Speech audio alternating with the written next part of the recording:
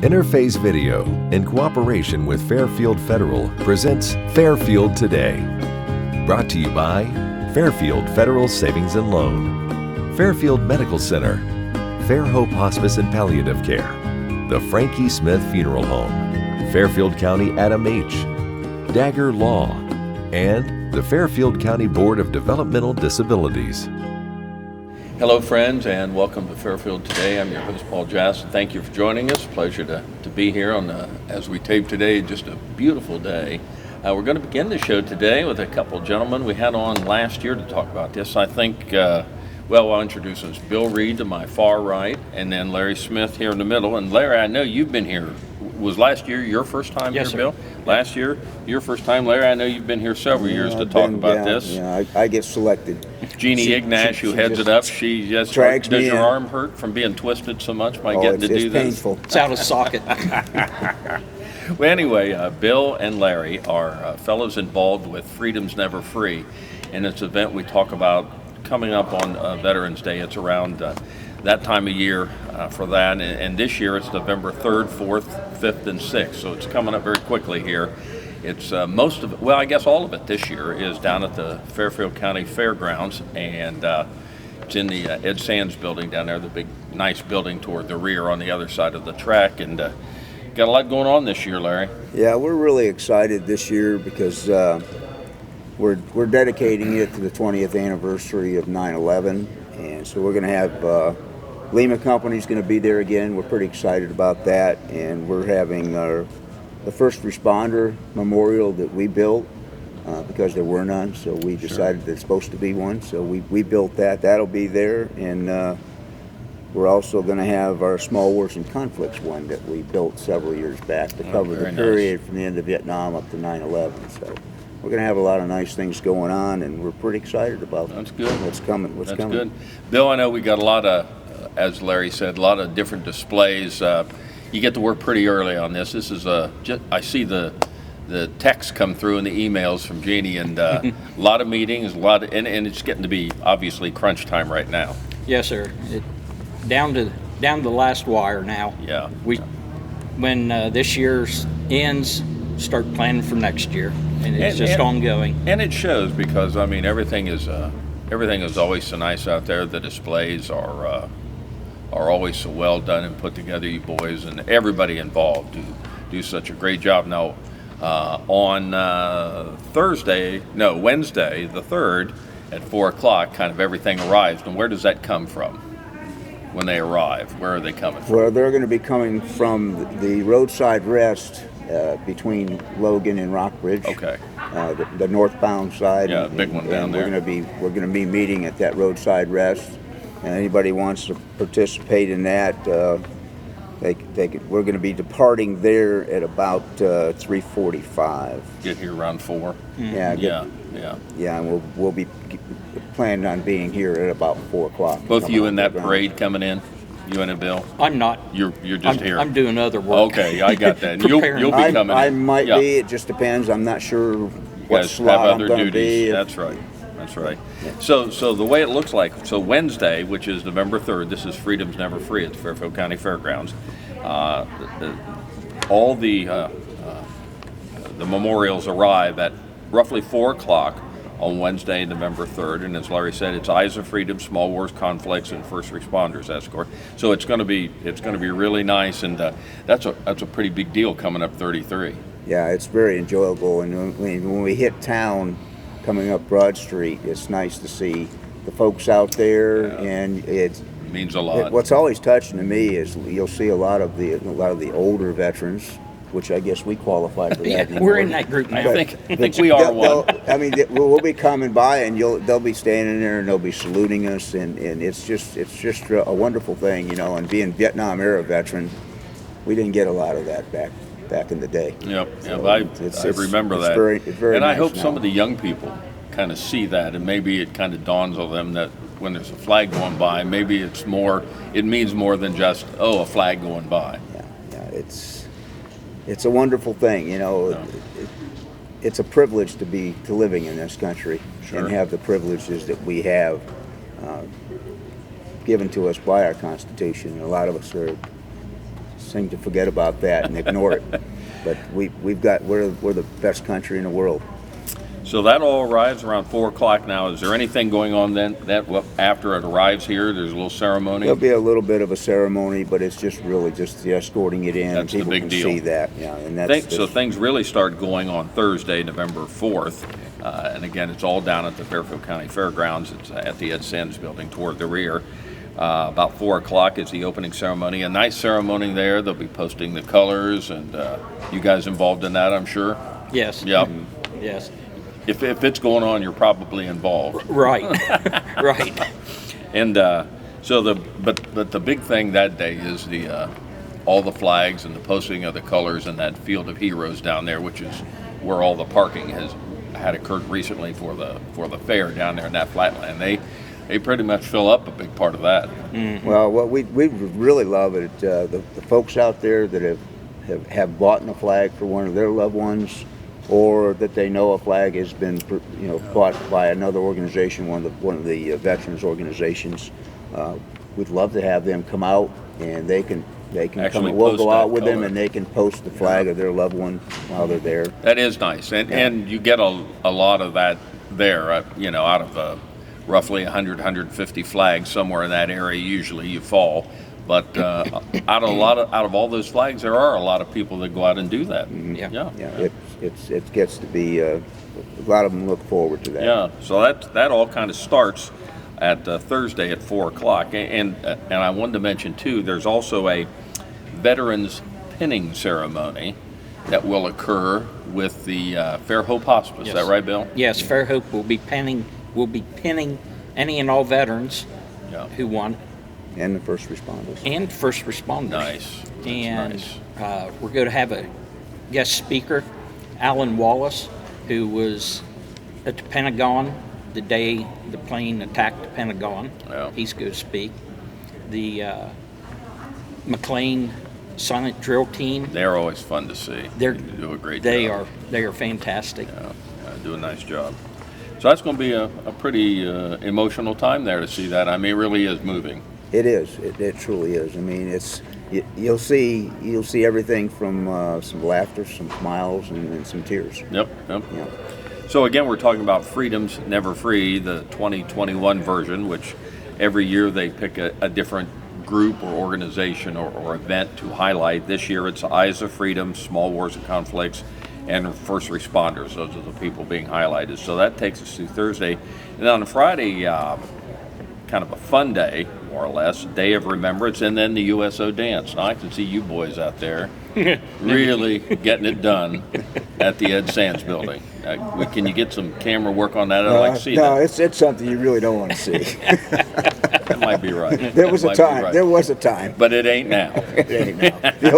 The old knees ain't what they used to be. So that's so it's a Day of Remembrance, and again, and mention about the flags. That's pretty neat too. Is that once they're posted on Thursday afternoon, starting at whatever time we start at 4:30, 5 o'clock, that stays up all through the weekend, and it's lighted in the evening, and there are guards on it, so people can go down and see it anytime. And it looks pretty neat at night with the lights on it too. Yeah, because it's highly visible from North Columbus Street. Well, you It's drive right down along. North Columbus, and you look over, and you see all And those it's flags. just- you can't miss it. Yeah. It's pretty impressive, pretty impressive. So they got the USO dance, got some displays. There'll be more stuff in the Ed Sands building there that's going on. We'll have static displays from various different organizations. Yeah. We're expecting someone there from Honor Flight, and we have various other things that will be going on. A lot of static displays. I don't have the number exactly how many, because that's kind of a floating number. We invite a lot of people to come, and some show, some don't. But yeah. And I will give a quick shameless plug. Back on October 21st, I went on an honor flight. Have either of you been on? Yes. Yeah. I went Yes. in 2019. So It was just I'll a be going. I tremendous went experience. in just a couple of weeks ago, Wow. and it's a It's thing of a fabulous. lifetime. It is. It It truly is. is. Yeah. So I'm glad somebody will be there from that, because they're just about done with their flights for this year. Yeah, Joe Machado is supposed to be there. He's actually been working with us with this too, and he was heavily involved with the honor flight, and he still is. That Columbus group, they do a great job up there. I mean, I know we had 2 planes going out, both into D.C. It's a first class organization. I always felt, it's really, I always thought the WW2, the Korean, the Vietnam guys, they're the ones that deserve it. But I was honored to even get to go. It's just a wonderful thing. Yeah, I recommend any veteran out there, if you haven't gone, you have the opportunity to go, you should go. Yep, I agree. So now we're through all the displays and the USO dance. What's the hours for the dance? Do you have that? Starts at 7. 7? Couple hours or till the knees give out? It's probably about 10 o'clock. It usually breaks down. Think your knees will hold up that long? Usually around 10. Well, I'll be walking around watching everybody else cut a rug. Watching Bill dance a little bit. Okay, I got it. And then Saturday kind of wraps it all up at 3 o'clock. The displays are going on. You'll have some more guest speakers. Yeah, we'll have some other guest speakers. Bloom Carroll Chamber singers are supposed to be there. Nice. The McLean Silence Joe team is going to be back. there again. Good. And I'm not sure on all the guest speakers that we're going to have. She didn't really miss them. But, some of that's kind of flexible, right. Just who's available and who can make it. The Remnant Expressive signing team. They always do a great job. And then our closing ceremony with. And there'll be food trucks. And there's going to be food trucks this year. We're not going to be able to do dinner we had to eliminate that. Things are different now. Yeah, with, things change. Everybody understands that. COVID has affected things in many ways. Yeah, but at least able to get it done. You know, I mean, they put a hold a year ago, but now things are moving on. Back to it. So it's going to be a fun time.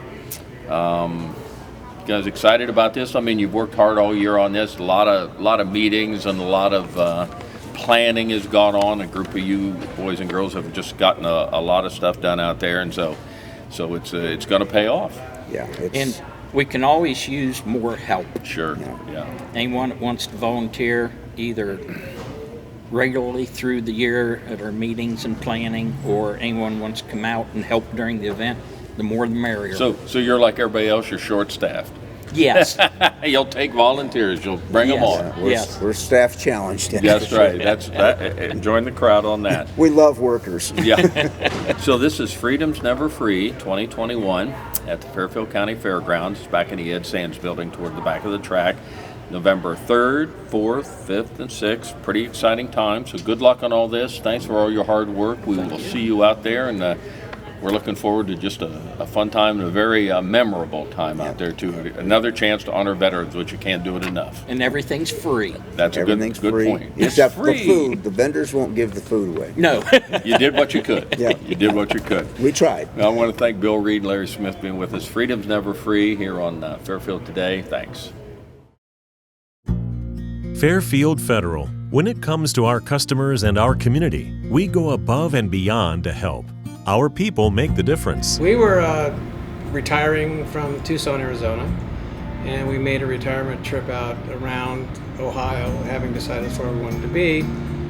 And we came across this town called Lancaster, and we fell in love with the downtown area, where the fountain is, and the memorials, and the flags, and all this stuff. And we looked around, and I said, "There's our bank, right there."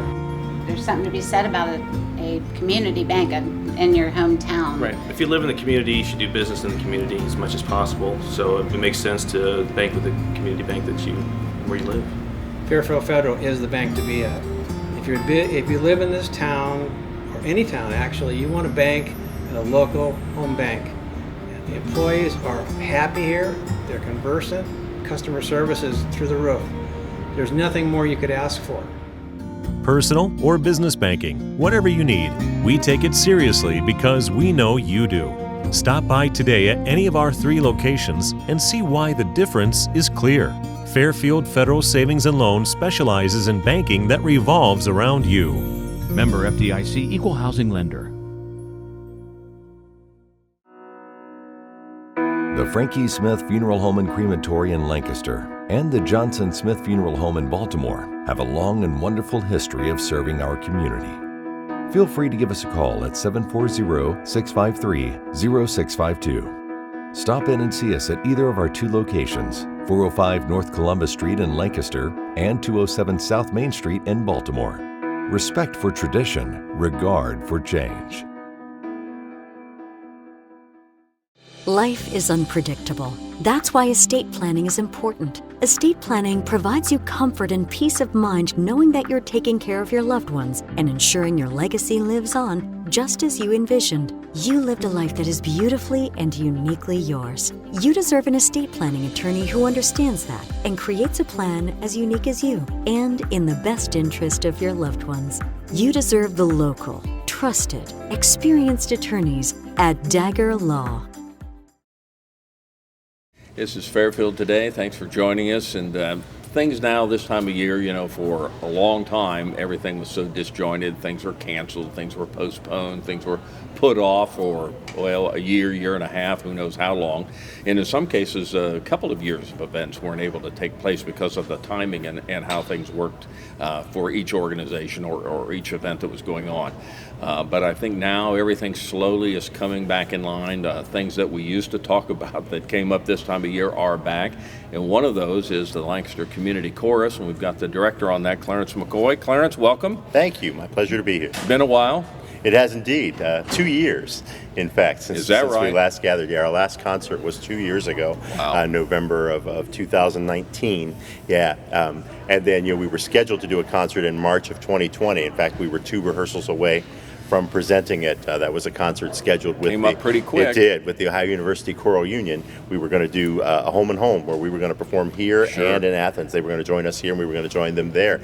And the Ohio University pulled the plug on classes, and no one was allowed to participate. You think that event may come up in the future? I hope so. I hope that we can reschedule. Are they that back in the future. yet? I know. They are. They're back. Some of the things that canceled out down there. A lot of different being a university. They're still a little more restricted than what we were doing out in the public, but they are back, and hopefully that's something we can reschedule in the future. Yeah. But your event coming up is. It'll be Sunday, November 7th at 3 o'clock out at the Crossroads Event Center out on West Fair Avenue, right near the Lancaster Campground, if you know, and probably most people know where that is. 3 o'clock, it's called We Rise Again, appropriate name. Indeed. Welcome back. Indeed. That was entirely intentional as we were looking at getting things restarted. We actually talked about starting perhaps last spring and decided things were still a little too restrictive at that point. So we did decide, our board of directors decided that we would start this fall, and not sure how that would look and what the parameters would be and all that, but we had decided we were going to start this fall. So we thought, something uplifting, something that announces the fact that we're back, welcome back to our audience, all that stuff. So I chose a song for the concert called We Rise Again, which I thought was especially appropriate, and then I thought we couldn't come up with a better title than that for the concert, because that's exactly what's happening. Now, do you have a full season scheduled? We do have a full season scheduled, our normal 3-concert season. After this one in November, we take a break through the holiday season because folks are so busy, and then we come back, we do a concert in March and another one in June, and we have those planned for this year. Yes. Now, I'm not sure how those will look. Those will be, maybe they'll be your normal concerts. Hopefully, and they'll look just like they always have. Yeah. But for the one coming up here, November 7th, it's going to look a little differently. For anybody that's attended any of these concerts, almost always, it's certainly filled it up, and in some cases, standing room only. They've had to get chairs from everywhere at Crossroads. They bring them in, they're down the sides, they're everywhere. The choir members can't sit, they have to stand because they've used so many chairs. But this year, for this concert, at least this concert, things are going to be a little more COVID-oriented. Yeah, correct. And we think that it'll be a significantly smaller audience this time because some folks are afraid to come out and gather, and justifiably so, when health conditions are such and like that. So we think that will be the case this time, and so we've made a few changes accordingly. One, we're not going to sell tickets for this concert, and we thought that would be a nice thank you. I know it's hard to believe. We thought that would be a nice thank you and welcome back to our audience there. So normally we have, they are ticketed events, and you have to buy tickets in advance. This time, there's not going to be an admission fee. There will be an opportunity if folks want to make a donation for the chorus. Yeah, exactly. Yes. And that will be a low pressure thing as you come in and out the doors. That will be there. There's not going to be an official time of offering or anything like that. You don't have a bouncer? We do not have a bouncer. Okay. No, exactly. I thought maybe you or Sandy might be at the door. Yeah, you do what you have to do, I guess. Yeah, but no, we are very fortunate as a chorus to have enjoyed lots of good community support throughout our 9-year run, and we are in fairly good shape financially as a result of that, and we had some folks reach out to us when we had to cancel and make some donations and things to help us keep going. And so those resources are there, and we decided to make use of those in this way to help some folks come in that maybe might not want to, and just generally as a thank you. And so we are excited about that possibility this time. Our next 2 concerts will be a different story. The plan is to go back to ticketed events. See how it rolls. Yeah, there. absolutely. We'll see how it goes. Our plan also at Crossroads is to change the way the seating is done. As you mentioned, normally we have every seat there, and they're squeezed together as tightly as we can do them to fit everybody in the room. And that we won't be able to do that this time, and in order to keep people safe. So we're planning on spreading chairs out a little bit, asking families to, you can push your chairs together, but leave some space between you and the other family groups around you, or whatever group of people that didn't ride in your car with you or whatever, to provide some space that way. We're asking folks generally to just on their own decide how they're going to best follow CDC practices, recommended practices. If you want to wear a mask, we're encouraging that within the audience, but we're not going to require that. That's up to you. Singers, same deal. Some singers are wearing masks, some singers are not. We're leaving that up to individuals to decide, and we're just asking that folks use their own best judgment to make that happen, and we'll do our best to keep things safe there. Yes. Odd time.